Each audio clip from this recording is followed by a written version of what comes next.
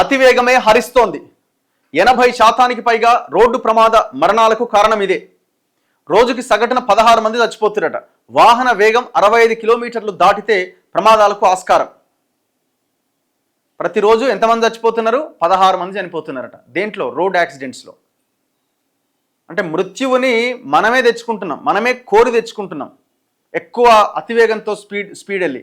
ఇది అతివేగం ఒకటే కారణం కాదు. అతివేగము, రోడ్లు సరిగ్గా లేకపోవడము, రకరకాల కారణాలు కూడా ఈ ప్రమాదాలకు కారణమవుతున్నది.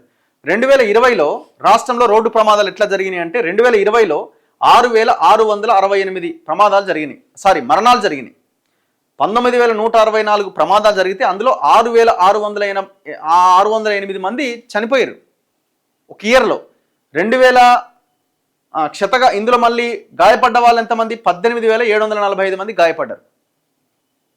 అండ్ 2021లో 7,557 మంది చచ్చిపోయారు. పెరుగుతున్నది కానీ తగ్గుతలేదు చూడండి. 2022లో 7,559 మంది చచ్చిపోయారు ఓన్లీ ఇన్ తెలంగాణ. 2023లో 7,660 మంది చచ్చిపోయారు. 2024లో 7,281 ప్రాణాలు గాల్లో కలిసిపోయినాయి. ఎంత భయంకరమైంది చూడండి. రాష్ట్రంలో జరుగుతున్న రోడ్డు ప్రమాదాల్లో అత్యధిక మంది ఎలా మరణిస్తున్నారో తెలుసా? తాగి వాహనాలను నడపడం వల్ల కాదు, ఇతరుల వాహనాలు ఢీకొట్టడంతోనూ కాదు, కేవలం అతివేగం కారణంగానే. ఉదాహరణకు ఎన్సీఆర్బీ గణాంకాల ప్రకారం, నేషనల్ క్రైమ్ రికార్డ్స్ బ్యూరో లెక్కల ప్రకారం రాష్ట్రంలో 2022లో జరిగిన 21,619 ప్రమాదాల్లో 7,559 మంది మరణించారు. వీటిలో 18,395 ఘటనల్లో అతివేగమే 6,592 మంది ప్రాణాలు తీసింది. అంటే మృతుల్లో 87.2% మంది ఈ ఒక్క కారణంతోనే చనిపోతున్నారు.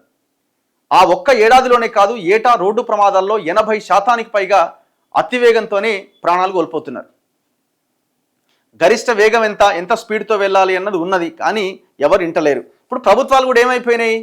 ఆ రోడ్ల మీద చెట్ల సాటుకు కూర్చొని ఆ గన్నులు పెట్టి వాళ్ళ స్పీడ్ని చెక్ చేసి ఫైన్లు వేయడం తప్పితే దాని మీద ఏమైనా అవగాహన పెంచే ప్రయత్నం అనేది జరుగుతున్నదా? అది ఉండదు. మళ్ళీ 1035 బిల్లు ఎట్లా రాబట్టాలి, ఇలా 10 వెహికల్స్ దొరికితే అమ్మా ఇలా 10,000 పడ్డాయి అని ఆ ట్రాఫిక్ పోలీసు వెళ్తున్నాడు తప్ప దీన్ని ఏ రకంగా మనం మార్చాలని ప్రభుత్వాలకు ఏమైనా ఆలోచన ఉందా?